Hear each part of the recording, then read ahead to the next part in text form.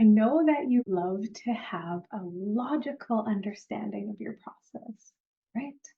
When you want to change your behavior, when you want to think new thoughts or have better boundaries or more self love, when you want to connect better with your partner, when you want to stop doing something that is harming you, it is so easy to want to find a logical conclusion, to find the steps that we need to do, and to feel good about taking those steps.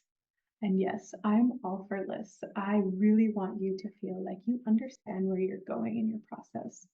However, the thing about somatic therapy is that we don't always, or usually, we don't actually work with our logical mind.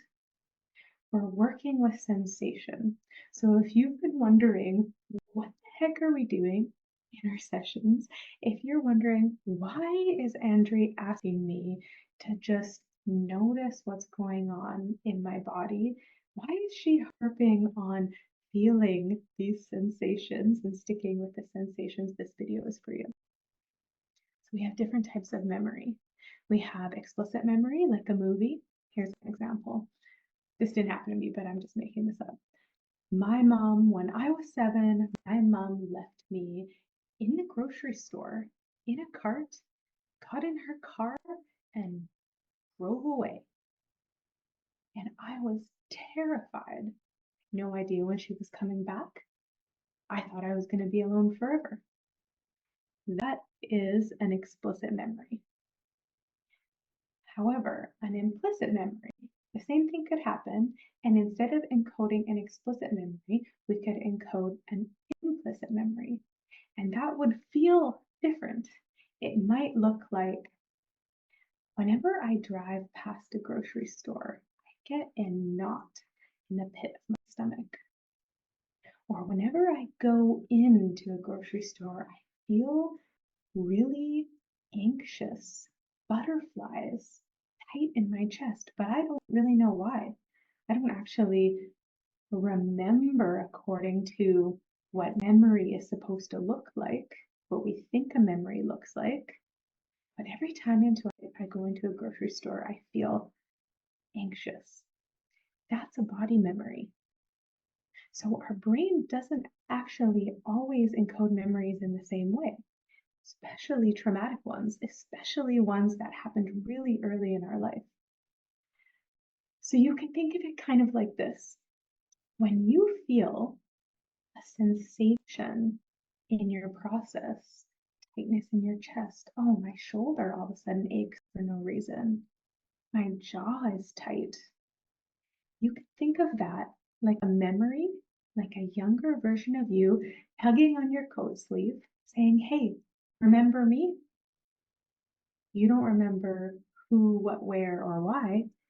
Something about this is giving you a memory of what it was like for you at that time.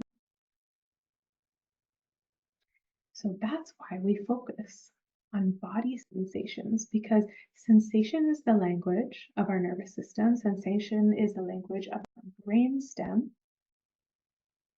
And we get to explore these sensations. And you will find that the more that you explore them, the more that you listen to them, the more information will open up for you. So say you're focusing on a tightness in your chest, and you just notice that it feels like all of me is pulling inwards into this tight ball in my chest. And you start to stick with that sensation and you notice, okay, actually there's a color here too. It feels dark and it's dense, right? And you start to listen to what other information this space has for you. You might notice more information come into your mind. For example, an image could pop into your mind, or your body could lead you to another memory. So this is what we're doing. We're following the crumbs. We're following the breadcrumbs. Not everything that your mind has encoded as a memory looks like a movie. Sometimes it looks like a sensation. And when you listen to that sensation and focus on it, It offers you the opportunity to process it and reprocess it. So that is why we focus on sensations in somatic therapy, or one of the reasons at least. I hope this helps you in your process so that you can understand a little bit more about what we're doing. We're working with the subconscious mind. We're not working on the surface level of trying to figure you out. We're listening to a younger version of you that still has something to say. And that's how I want you to think about this. That younger you who is still scared, who still has something to say about being left at the grocery store, tugging on your coat sleeve, and giving you that feeling of a pit in your stomach to remind you that they're still there.